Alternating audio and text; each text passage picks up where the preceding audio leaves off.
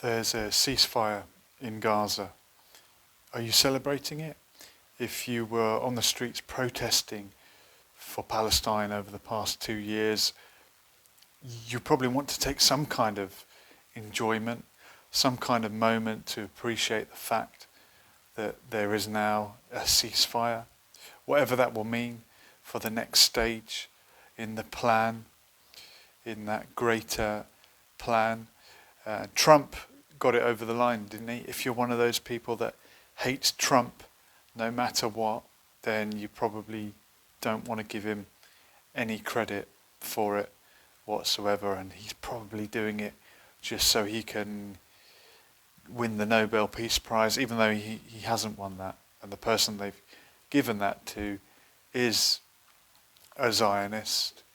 And Keir Starmer, what they are saying that Trump sort of ignored him when he brought him on stage and sort of shook his hand and then dismissed him quite quickly. But Keir Starmer has just posted congratulating Donald Trump for getting this ceasefire. How do you feel about it? People tend to hate Trump or love him. Is there no middle ground? Is there no one that can dislike his politics but praise him for any of the good that may have come from what he has achieved, what he tried to do? And what next for the movement in Gaza, the Haraka al-Muqawama al-Islamiyya, as they are known? They have agreed to hand over their weapons. So I assume that's them finished, isn't it? They were tricked into October 7th. Were they? Were they tricked into it? Was there a stand down order that day? That's what Charlie Kirk was beginning to speculate about before his life was taken.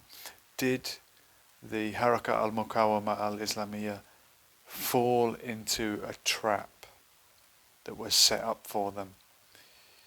Egypt gave the warning that was ignored, and for hours on end that border was infiltrated and no response. Why was that? Was there a stand down order in order to facilitate what we've seen over the past 2 years, and the devastation and the attempt to empty the Gaza Strip and to reoccupy it? It hasn't happened because the people didn't leave. The people didn't leave, even though 80% of the people in Gaza are not from Gaza. They're from places that they were driven from in 1948. They didn't want to be driven out again, and they've stayed behind. And will they attempt to rebuild their land, their country, their small piece of a country? And around the world, we've seen recognition of that country, of Palestine. I think the UK have recognised the Palestinian state. On what borders, we don't know.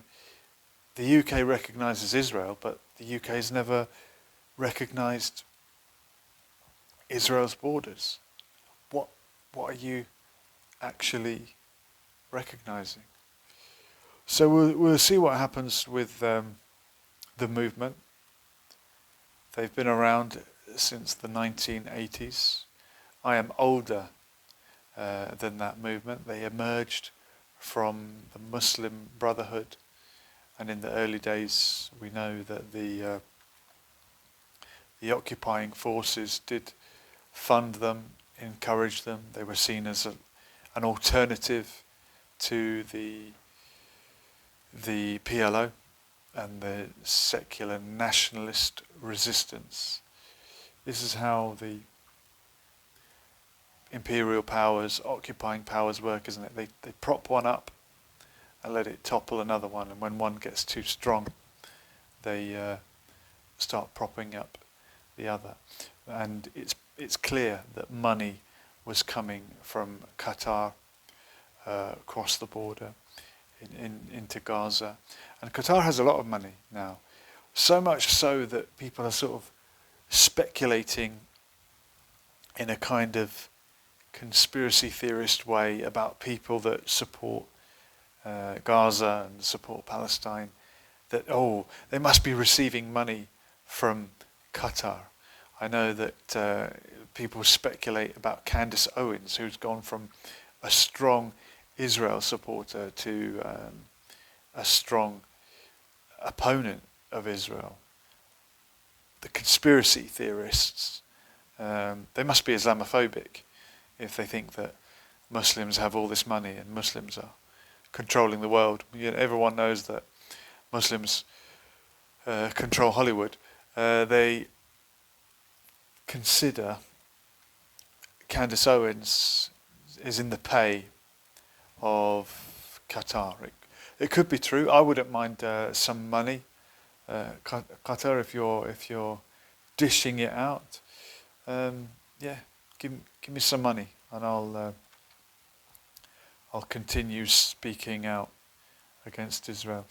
So will the people of Gaza who elected the movement 20 years ago, I mean, most of the people alive now would have been too young to vote in that election, wouldn't they? But will the people living in Gaza turn against the movement if they've no longer got any weapons? And all those weapons came from Iran and Syria, and Syria has a different leader now. Is the movement finished? Will the people turn to other groups? You've got another group in the Strip called Islamic Struggle. That's another option for the people. And then you've got these armed gangs that are going round.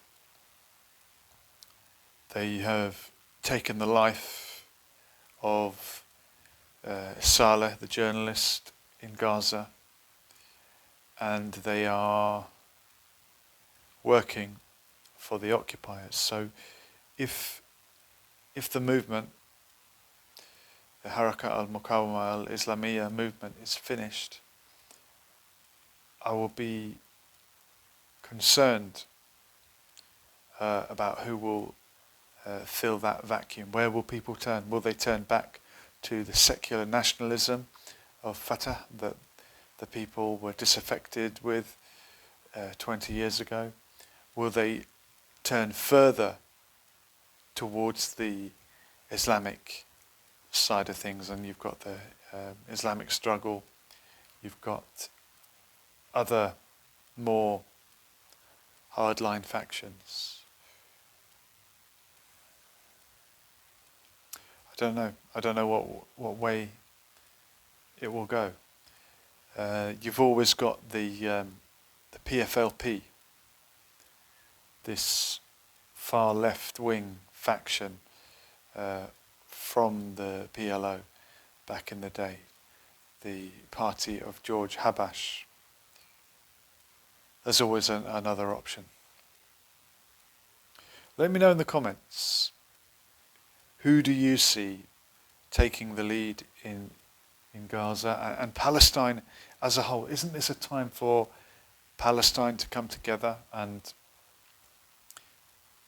politically, the West Bank, Gaza, East Jerusalem, and anyone in 1948 Palestine who considers themselves Palestinian, and the Palestinians in the diaspora, in the camps in Syria, Lebanon, Jordan, and anywhere around the world, isn't it? time to come together and unite.